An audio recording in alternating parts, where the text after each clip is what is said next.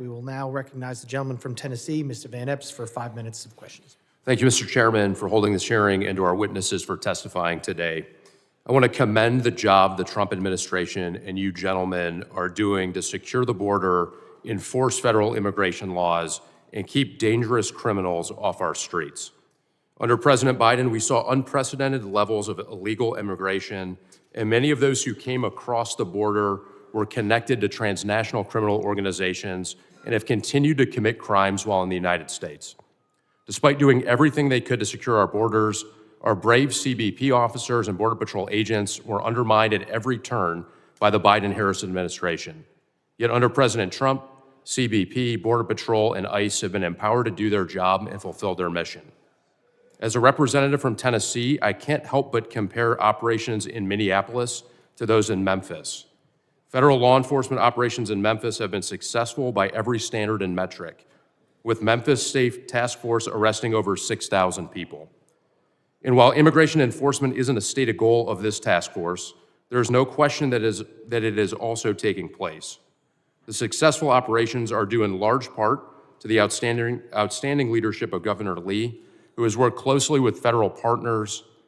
Over the last year, the Trump administration has arrested numerous gang members, pedophiles, and drug traffickers in Memphis, with little fanfare or interference from activists.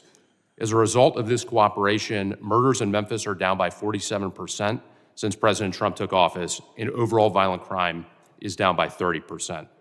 In May of last year, ICE enforcement and removal operations worked with Tennessee Highway Patrol and DHS components to successfully arrest 196 criminal illegal aliens across the greater Nashville area.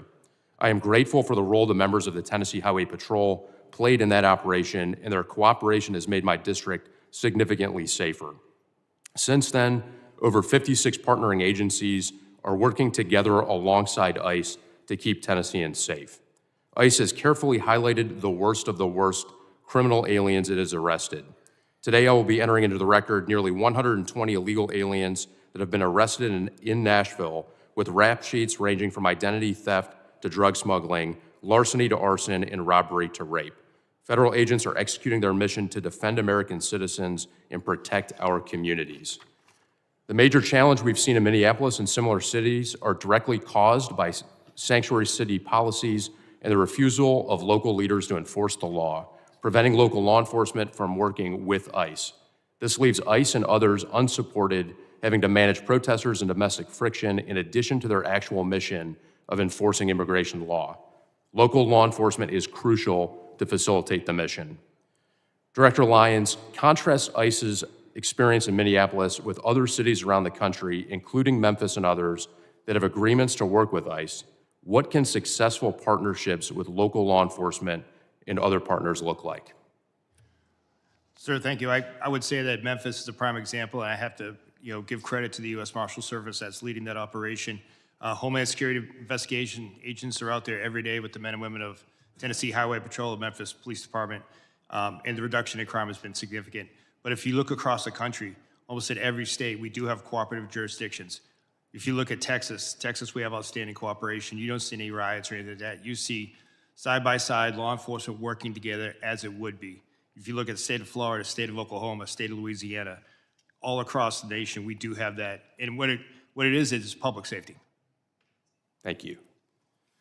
Next, I want to commend the Trump administration for locking down our southern border. A year ago, it was a highway for illegal aliens and illicit materials. Today, it is secure and closed.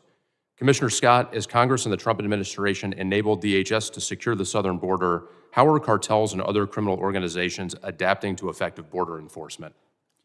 They're going to continue to push back. I think some of it is in these protests, because if we can shut down interior enforcement, that allows them to basically market their goods, if you will, to smuggle people in. And they need those people to be distractions, because without it, they have to start digging million-dollar tunnels. Without it, they have to spend a bunch of money on drones, which we're countering. But without it, they have to go out into the ocean where they stick out like a sore thumb, and we're increasing our radars on the West Coast and increasing our air coverage. Basically, it affects their bottom line, and it makes it harder and harder for them to bring their poison and anybody that wants to threaten this country that's willing to pay them here. Thank you. Mr. Chairman, I move to submit for the record a list of DHS worst of the worst in Tennessee 3 quotes from Tennessee's 7 sheriffs supporting ICE, and 5 news articles germane to the hearing in Tennessee. Mr. I yield back. Without objection. Gentleman yields